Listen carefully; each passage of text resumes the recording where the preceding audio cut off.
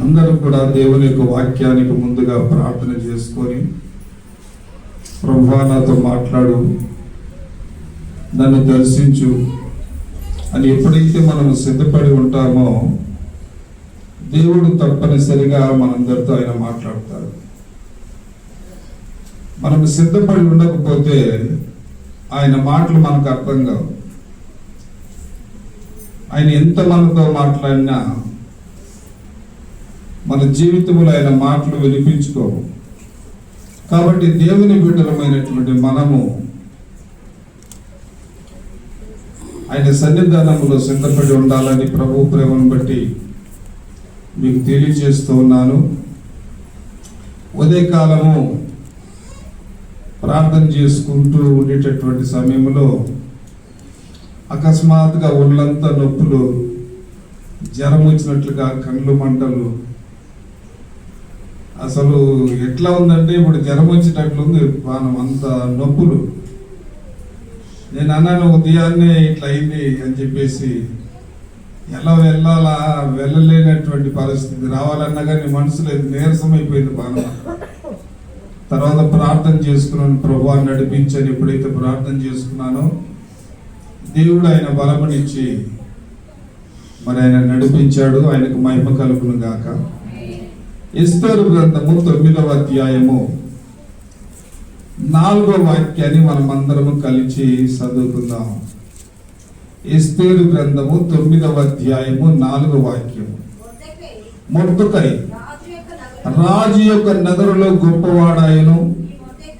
ఈ మొర్దెకై అనువాడు అంతకంతకు గొప్పవాడగుట చేత అతని కీర్తి సమస్తానములన్నిటి యందు వ్యాపించెను. చిన్న ప్రార్థన చేసుకుందాం. మహిమగల మా తండ్రి, పరిశుద్ధాత్ముడా, సత్యస్వరూపి, ఆదరణకర్త, జీవాధిపతి, ఏ మంచి లేని మమ్మలను మీరు ప్రేమించి నీ కృపకు పాత్రులుగా చేసుకున్న విధమును బట్టి నీకు స్తోత్రాలయ్యా. ఇదిగో ఈ పునరుద్ధాన దినమందు బలహీనుడైనటువంటి నన్ను మీరు బలపరచండి.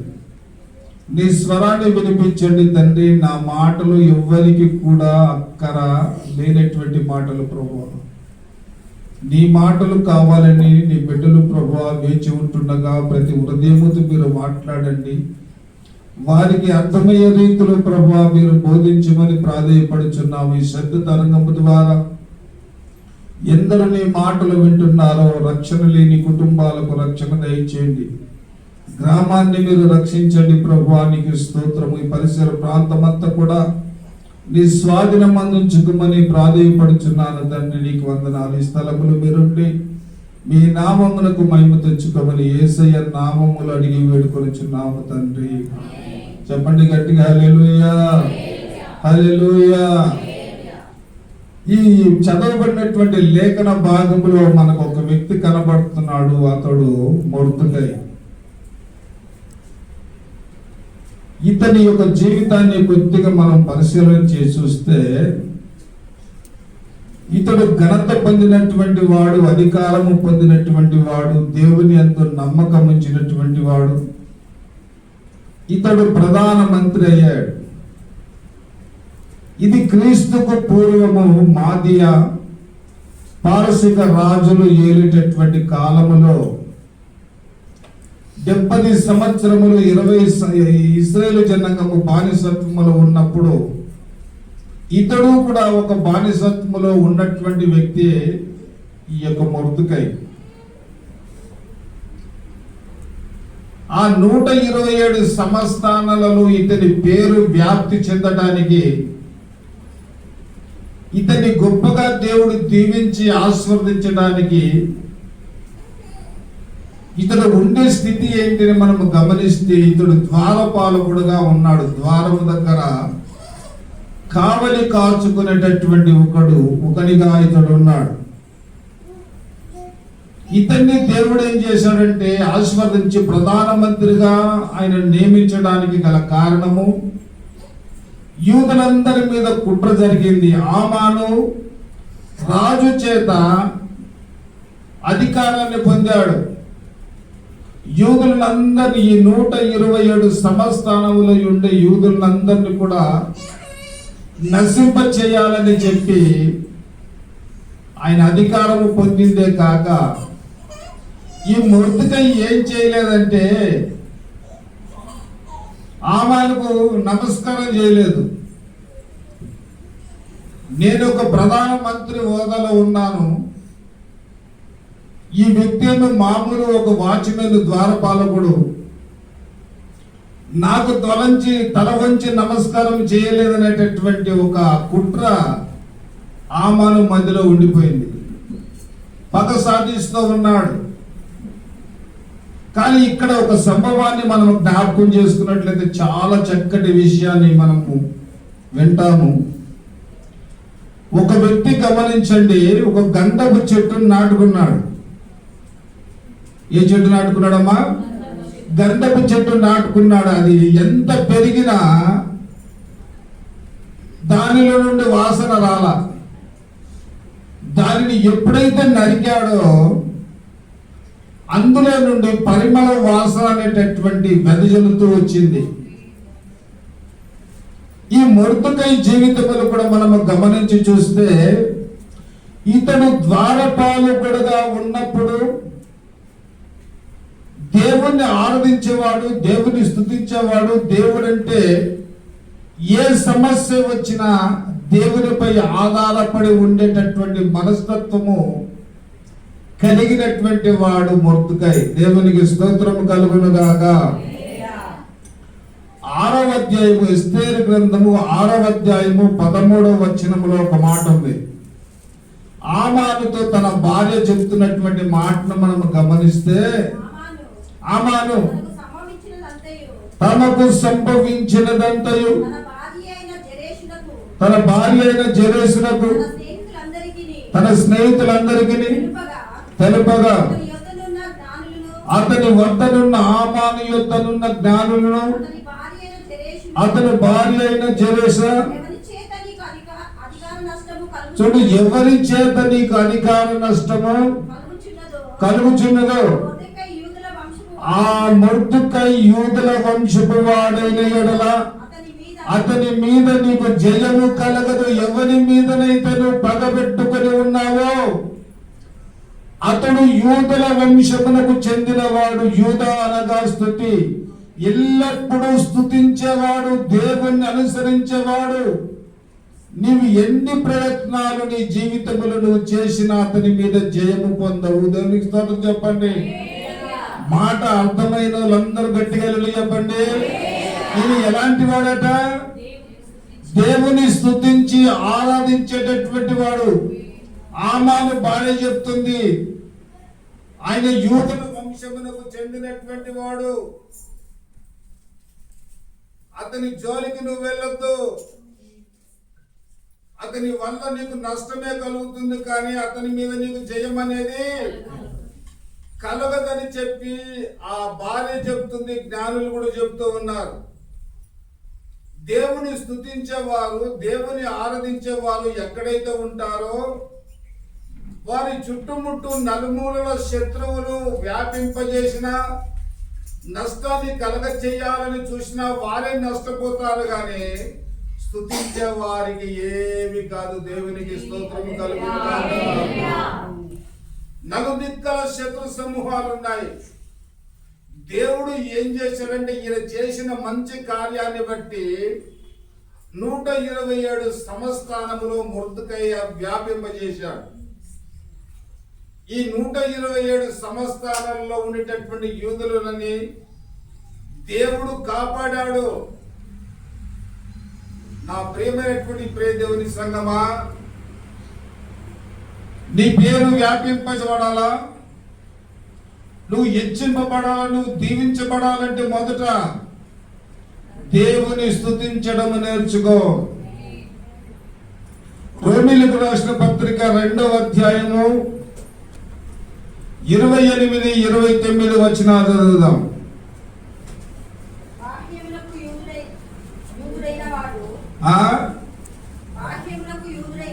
బాహ్యమునకు వీధుడైన వాడు యూదుడు కాడు, అయితే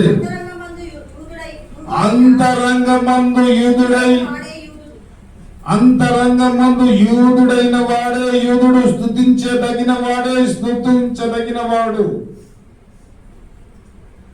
క్రైస్తవుడు నిజమైన క్రైస్తవుడే నిజమైన క్రైస్తవుడు. దేవుని స్తుతించే అలవాటు మన జీవితంలో మనము కలిగి ఉండాలి. ఒక వాచ్మెన్ ఏమిటి, ఒక ప్రధానమంత్రిగా మారడం ఏమిటి, తన ప్రజలను రక్షించుకోవడం ఏమిటి? ఆయన మొట్టమొదట ఏం చేసేవాడంటే దేవుని స్తుతించేటటువంటి వాడు. ఏ వంశమో? యూదుల వంశపు వాడైన ఎడల అతని మీద నీకు జయము కలగదని చెప్పి తెలియజేస్తున్నాడు. ఇక్కడ యోహాను సువార్త 4వ అధ్యాయము 8-9 వచనాలు.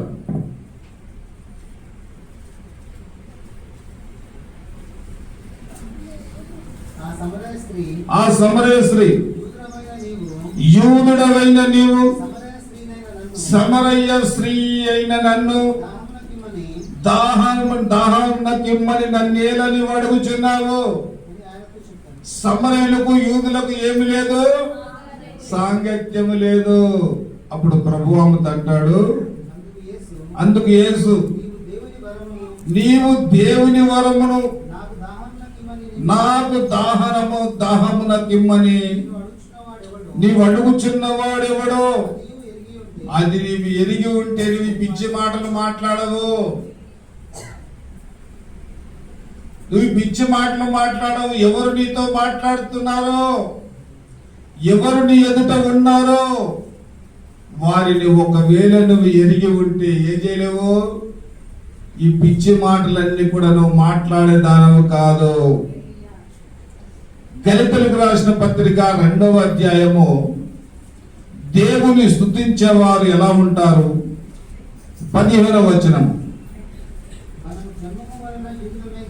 మనము జన్మము వలన జన్మించినప్పటి నుండి యూదులమే గాని అన్ని జనులలో చేరిన వాడు కాడు. దేవునికి స్తోత్రం చెప్పండి. మొర్దుకైకి స్తుతించేటటువంటి అలవాటు, దేవుని ఆరాధించే అలవాటు ఉంది, కానీ ఎవరిలో చేరేవాడు కాదంట. అన్య జనాంగములో చేరేటటువంటి వాడు కాదు. మొదటి పేతురుకు రాసిన పత్రిక 2వ అధ్యాయము 2-3 వచనాలు చదువుదాం. మొదటి పేతురు 2వ అధ్యాయము 2-3 వచనాలు. సమస్తమైన దుష్టత్వమును సమస్తమైన కపటమును వేషధారణను మాని అసూయను సమస్త దూషణ మాటలు మాని కొత్తగా జన్మించిన శిశువును పోలిన వారై. చాలు, చక్కగా చెప్తున్నాడు ఇక్కడ. ఎలా ఉండాలంట? కొత్తగా జన్మించిన శిశువును పోలిన వారై ఉండాలి. మన నోట ఏది ఉండకూడదు అది ఉండకూడదు. దేవుడిని స్తుతించే వారి ఎదుట ఏ శత్రు సమూహాలు నడవలేరు. ఇశ్రాయేలు దేశము చిన్న దేశమే, దేవుడు ఎన్నిక చేసుకున్నటువంటి దేశము. నలుమూలల శత్రువులు ఉన్నా వారిని జయించలేకపోవడానికి గల కారణం ఏమిటంటే వారు నాజీరు చేయబడినటువంటి వారు. దేవునికి స్తోత్రం చెప్పండి. ఎల్లప్పుడూ దేవుని స్తుతించేటటువంటి వారు. ఆ అలవాటు ఎవరికి ఉన్నదంటే మొర్దుకైకి ఉన్నది. కాబట్టి అతని మీద నీకు జయం అనేటటువంటిది కలుగదు.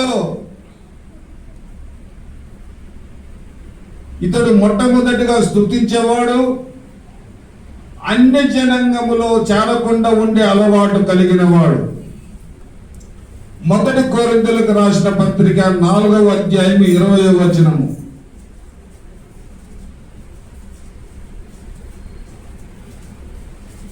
మొదటి కొరింథీ 14:20 చదువు సార్. 14:20. సహోదరులారా, మీరు ఏ విషయమై? బుద్ధి విషయమై పసిపిల్లలు కాక దుష్టత్వ విషయమై శిక్షణగా ఉండండి. ఒక పాప విషయమై మీరు ఎలా ఉండాలంటే, యవ్వనస్తులుగా ఉన్న ఆ పాప విషయంలో మీరు ఎలా ఉండాలంటే శిశువులను పోలిన మనసు ఉండాలి. ఆ విషయానికి వచ్చినప్పుడు మనం ఏమైపోవాలి, అక్కడ ఒక శిశువుల వలె మనము మార్పు చెందాలని ఆయన జ్ఞాపకం చేస్తూ ఉన్నాడు. మొర్దెకై నలుదిశలా వ్యాప్తి చెందటానికి ప్రధాన కారణం ఏమిటంటే దేవుని స్తుతించే వంశంలో ఆయన పుట్టినవాడు. రెండవ విషయాన్ని జ్ఞాపకం చేసుకుందాం. ఎస్తేరు గ్రంథము 2వ అధ్యాయము 21వ వాక్యం. ఆ దినములలో మొర్దెకై రాజు గుమ్మములలో కూర్చుండెను. దేవునికి స్తోత్రం చెప్పండి. ఇది రెండో విషయం. రాజు గుమ్మములో కూర్చుండేటటువంటి వాడు. దేవునికి స్తోత్రం చెప్పండి. రాజు అనగా ప్రభు అయిన యేసుక్రీస్తు ఆయన సన్నిధానములో కూర్చుండేవాడు అంటే ప్రార్థన మందిరములు ఆయన ఉండేటటువంటి వాడు. దేవునికి స్తోత్రం చెప్పండి. ఏ అలవాటు ఉంది ఆయనకు? ఏ అలవాటు ఉంది? సమయము దొరికిందంటే ఏం చేసేవాడంట? దేవుని మందిరంలో వెళ్ళి కూర్చొని దేవుని సన్నిధానములో ఉండేటటువంటి వాడు. 118వ కీర్తన 20వ వాక్యాన్ని మనం చదివితే,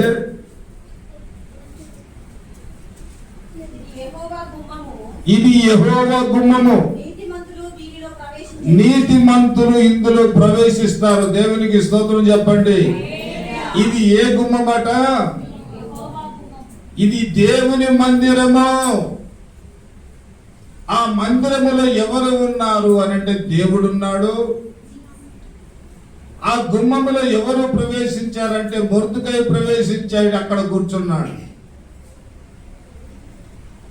ఒకటి స్తుతించే గుణం ఉంది, రెండోది దేవుని సన్నిధానములో కూర్చుండేటటువంటి గుణ లక్షణము కలిగినటువంటి వాడు మొర్దెకై. ఆదికాండము 28వ అధ్యాయము 17వ వాక్యాన్ని మనం చూసినట్లయితే, ఇక్కడ యాకోబు అంటున్నాడు, యాకోబు బెర్షెబా నుండి బయలుదేరి హారాను వైపు వెలుచు ఒక చోట చేరి ప్రొద్దు కృంగినందున నిలిచిపోయి ఆ చోటికి రాళ్లతో ఒకటి తీసుకొని తలగడగా చేసుకొని పండుకొనెను. ఒక కలకలను, అందులో ఒక నిచ్చెన భూమి మీద నిలబడి దాని కొనలు ఆకాశమునంటుచుండెను. దాని మీద దేవుని దూతలు ఎక్కుచూ దిగుచూ ఉండిరి.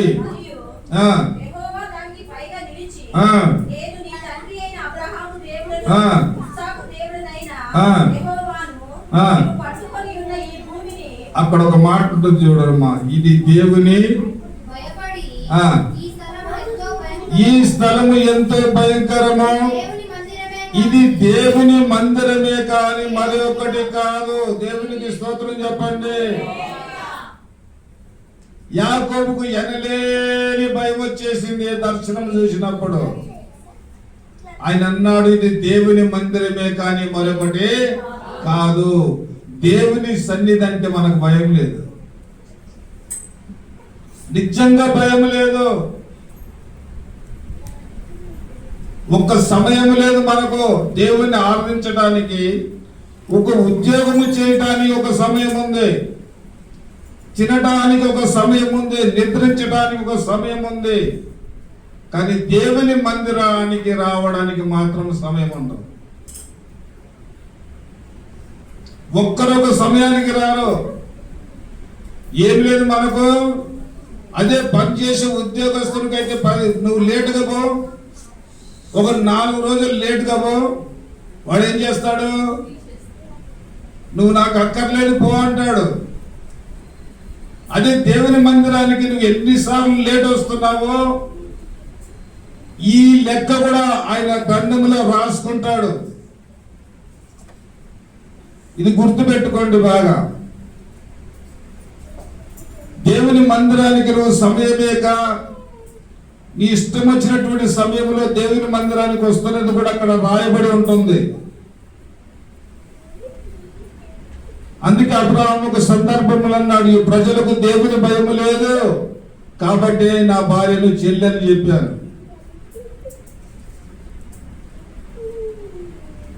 ఎన్ని గంటలకు దేవుని ఆరాధన ప్రారంభమవుతుందో ఆరాధనకు ముందుగా దేవుని మందిరములోనికి ప్రవేశించి అనేకుల కొరకు కన్నీరు కార్చి ప్రార్థన చేసి ధూపం వేయగలిగినటువంటి మనసు మన జీవితంలో మనకు కావాలి.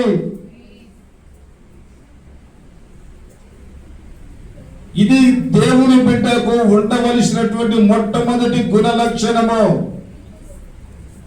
సంఘ అభివృద్ధి కొరకు, గ్రామ రక్షణ కొరకు, రోగులు స్వస్థపరచబడటకు, నూతన ఆత్మలు చేర్చబడటకు 9:09 ప్రారంభమైతే నువ్వు 11 గంటలకు వస్తే ఎప్పుడు ప్రార్థన చేస్తావు? దేవుడు దీని కొరకు నిన్ను ఏర్పాటు చేసుకున్నది, నిన్ను రక్షించుకున్నది, నిన్ను కాపాడుకున్నది ఇంత కొరకైనా? దేవుని సమయాన్ని నువ్వు దొంగిలిస్తున్నావు, జాగ్రత్త. నీ ఇష్టానుసారంగా నువ్వు ప్రవర్తించడానికి కాదు. సమయము దొరికిందంటే మొర్దెకై ఎక్కడికి వెళ్ళేవాడు? రాజు గుమ్మములోనికి వెళ్ళి రారాజైనటువంటి దేవుని సన్నిధిలో ఉండే అలవాటు కలిగిన వాడు. అదే చెప్పబడ్డాడు, ఇది దేవుని మందిరమే కానీ వేరొకటి కాదు, ఇది పరలోకపు గవిని. ఎస్తేరు గ్రంథం 2వ అధ్యాయం 19వ వాక్యాన్ని చదువుదాం. రెండవ మారు కన్యకలు ఎక్కడున్నాడట? రాజు గుమ్మములో కూర్చొని ఉండను. దేవునికి స్తోత్రము కలుగును గాక. ఒకవైపు కన్యకలందరూ కూడా సిద్ధపరచబడుతున్నారు. ఈయన దేవుని సన్నిధిలో ఎస్తేరు కొరకు ప్రార్థన చేస్తా ఉన్నాడు. ఎంత ఆశ్చర్యకరమైన కార్యమో చూడండి. ఎవరు ప్రేమించలేనటువంటి స్థితి, సరి అయినటువంటి ఆహారం లేనటువంటి స్థితి, సుఖంగా జీవించలేని పరిస్థితి, ఎవరు నాన్నవారు తన జీవితంలో లేని పరిస్థితి, ఇలాంటి దుర్భరమైనటువంటి పరిస్థితులు ద్వారపాలకుడుగా ఉన్నటువంటి మొర్దెకైని దేవుడు అంచెలంచెలుగా హెచ్చించి ఈ 127 సంస్థానముల యందు తన యొక్క పేరు వ్యాప్తి చెందేటట్లుగా చేశాడంటే ఇతడు దేవుని స్తుతించేవాడు. రెండోదిగా దేవుని మందిరములో ఉండే అలవాటు కలవాడు. దేవునికి స్తోత్రం చెప్పండి గట్టిగా. ఎస్తేరు గ్రంథము 4వ అధ్యాయము 2వ వచనము చూడండి.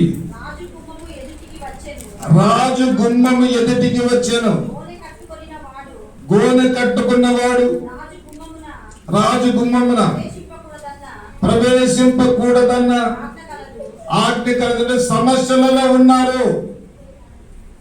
ఆమాను పండిన కుట్రలో భాగంగా యూదులందరూ కూడా సమస్యలలో ఉన్నారు, బాధలో ఉన్నారు, భయముతో ఉన్నారు.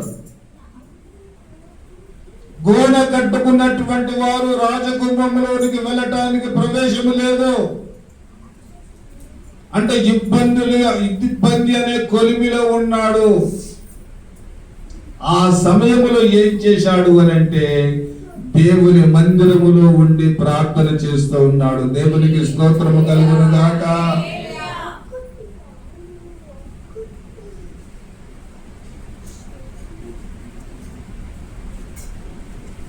ఎస్తేరు గ్రంథం 6వ అధ్యాయము 12వ వాక్యాన్ని చదువుదాం.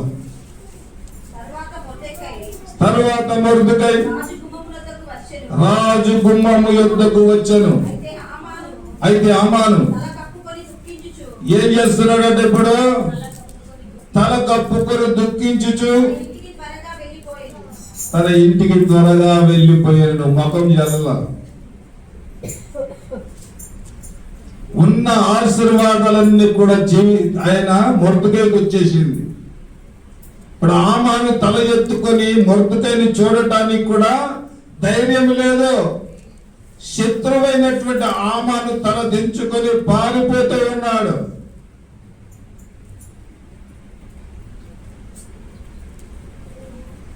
ఇప్పుడు ఒక చక్కని మాట ఉంది. న్యాయాధిపతుల గ్రంథము 11:11 చూస్తే,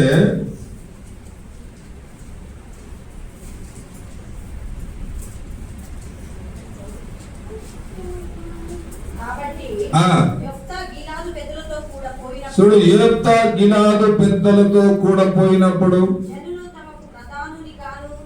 జనులు తమకు ప్రధానిని గాను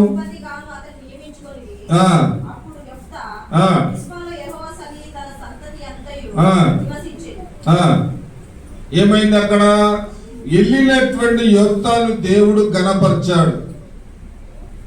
ఈ యోప్తా కూడా చాలా మంచి గుణ లక్షణాలు కలిగినటువంటి వాడు. ప్రతి విషయానికి దేవుని వైపు చూసేటటువంటి అలవాటు కలిగినటువంటి వాడు. నా ప్రియమైనటువంటి ప్రియ దేవుని సంగమా, ప్రియ దేవుని బిడ్డ, నీ జీవితంలో దుఃఖముతో వేదనతో బాధపడుతూ ఉన్నావా? ఎవరు నాకు ఆదరణ లేక ఉన్నారని ప్రభువా నువ్వు అలమటిస్తూ ఉన్నావా? ఒకవేళ ఒకసారి జ్ఞాపకం చేసుకో. ఆయనను స్తుతించే అలవాటు నీ జీవితంలో నువ్వు కలిగి ఉండు. రెండవదిగా దేవుని యొక్క మందిరములో కూర్చుండే అలవాటు నీ జీవితంలోనికి నువ్వు అలవర్చుకో. ఏం చేసేవాడో అతనికి శ్రమ వస్తే 18వ కీర్తన 6వ వాక్యం. 18వ కీర్తన 6వ వాక్యం. నా శ్రమలో నేను యెహోవాకు మొరపెట్టుకుని నా దేవునికి నేను ప్రార్థన చేస్తుని అతడు తన ఆలయములో నా మొర ఆలకించాడు. నా శ్రమలలో నేను యెహోవాకు మొరపెట్టుకుని. మనకు ఏ సమస్య వచ్చినా, ఏ బాధ వచ్చినా, ఏ వ్యాధి మనల్ని తరుముతూ ఉన్నా, ఏది మనల్ని కృంగజేస్తూ ఉన్నా, మనము దేవునికి మొరపెట్టే వారముగా ఉండాలా. దేవునికి స్తోత్రం చెప్పండి గట్టిగా. ఎవరికి మొరపెట్టాలా? దేవునికి మొరపెట్టాలి.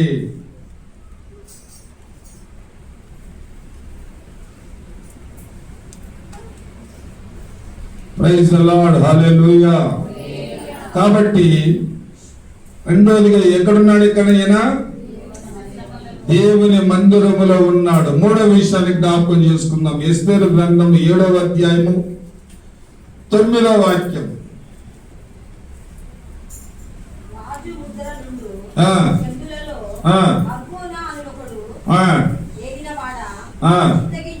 చిత్తగించుము, రాజు మేలు కొరకు మాట్లాడిన మొర్దెకై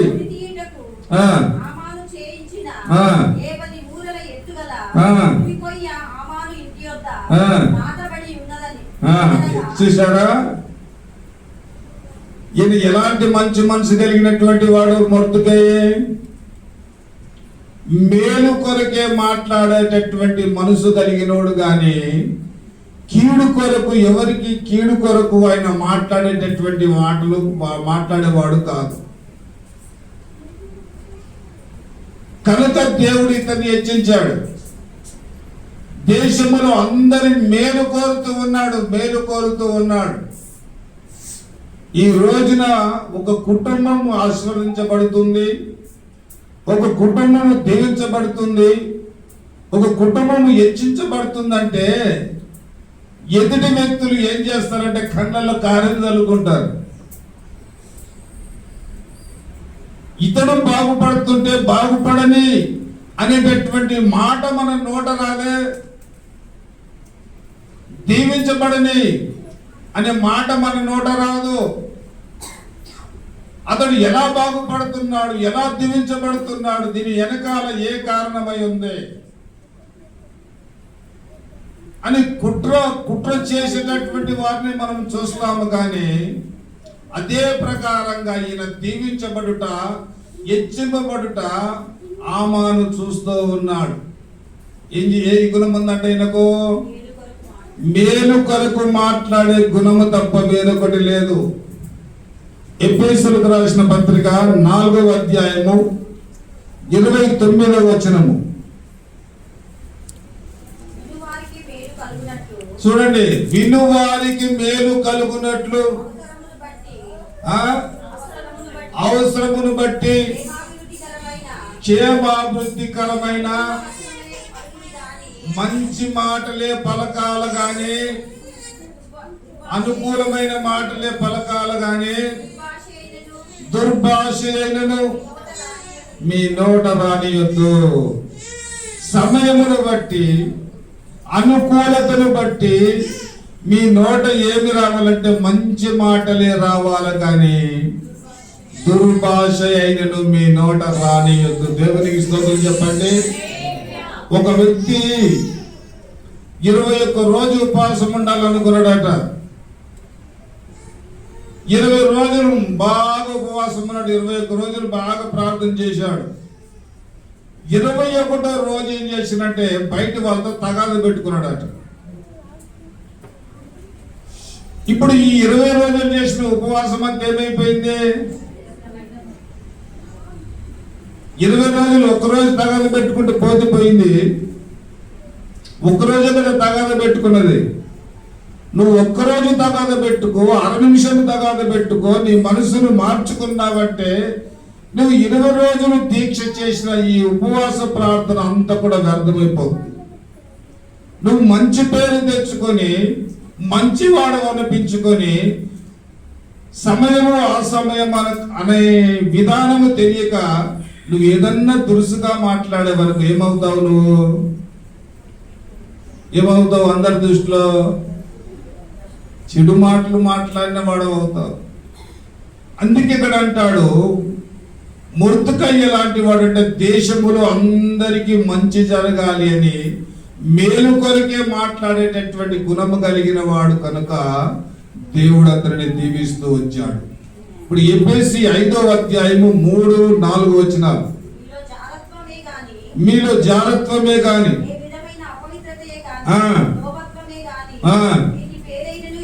వీటి పేరైన ఎత్తకూడదు, ఇది పరిశుద్ధులకు తగనిది. దేవునికి స్తోత్రం చెప్పండి గట్టిగా, చెప్పండి గట్టిగా హల్లెలూయా. మేలుకరమైన మాటలే మాట్లాడాలి గాని కీడుకరమైనటువంటి మాటలు మన నోట ఉండకూడదు. యోబు గ్రంథము 2వ అధ్యాయము 10వ వచనం చాలా చక్కని మాట.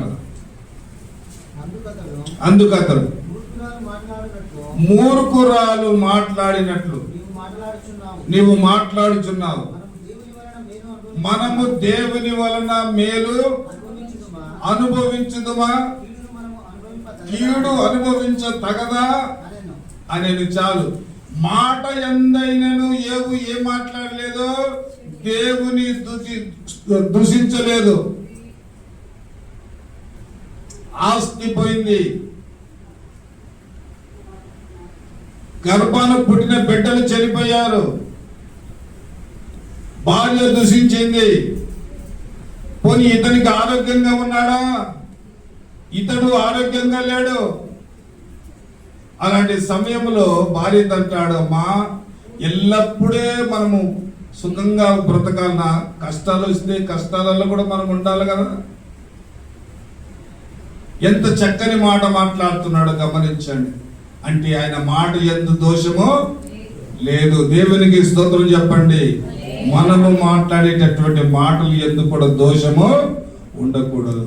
ఇప్పుడు చెప్పండి, మొర్దెకై 127 సంస్థానముల యందు ఆయన వ్యాప్తి చెందడానికి మొట్టమొదట ఏమై ఉన్నాడు? ఆయన రెండోది దేవుని మందిరములో ఉండేవాడు. ఇప్పుడు మూడోది మేలుకరమైన మాటలు. 4వ విషయాన్ని జ్ఞాపకం చేసుకుందాం. ఎస్తేరు గ్రంథము 10వ అధ్యాయము 3వ వచనము. యూదుడైన మొర్దెకై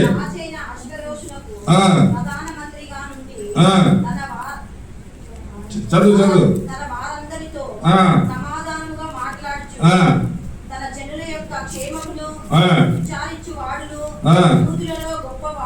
ఆ, తన దేశస్థులలో ఆ. చాలా మందికి ఇష్టడుగా చాలా మందికి ఇష్టడుగా ఉండెను. ఉండెను. దేవునికి స్తోత్రం చెప్పండి. రాజు మొదలుకొని ప్రజలందరిలో, దేశ ప్రజలందరిలో కూడా ఆయన ఇష్టమైనటువంటి వాడుగా ఉన్నాడు. ఈ రోజున దేవుని సన్నిధికి వచ్చిన నిన్ను ఇష్టపడుతున్నారా?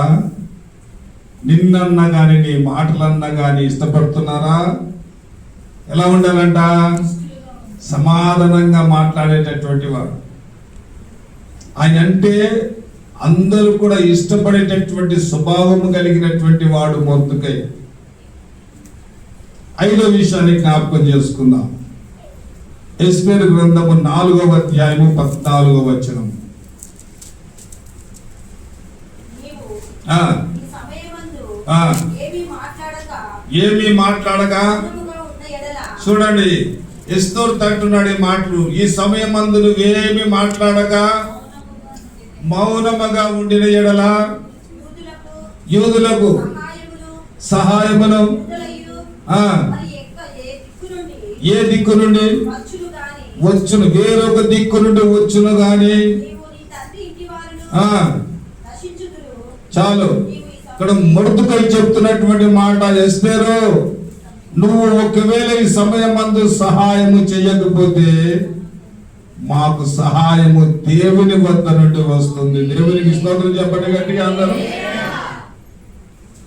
నీవు చెప్పగలగాల, మనుషుల వల్ల ఈ దినమందు నాకు సహాయము లేకపోయినా ఇదిగో రేపు నాకు నా దేవుని నుండి నాకు సహాయము కలుగుతుంది. నువ్వు ఒకవేళ రాజుకు చెప్పినా, చెప్పకపోయినా, పరిస్థితి వివరించకపోయినా పర్వాలేదు, దేవుని వద్ద నుండి మాకు సహాయము దొరుకుతుంది.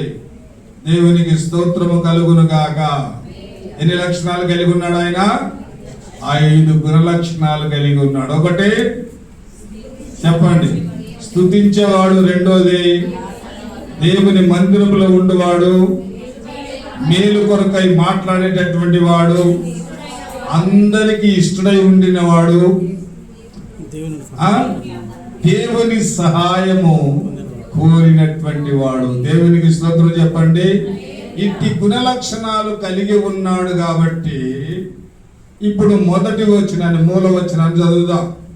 మొర్దుకై రాజు యొక్క నగరులో గొప్పవాడాయను. ఈ మొర్దుకై అనువాడు అంతకంతకు గొప్పవాడగుట చేత అతని కీర్తి సమస్థానములన్నిటి యందు వ్యాపించెను.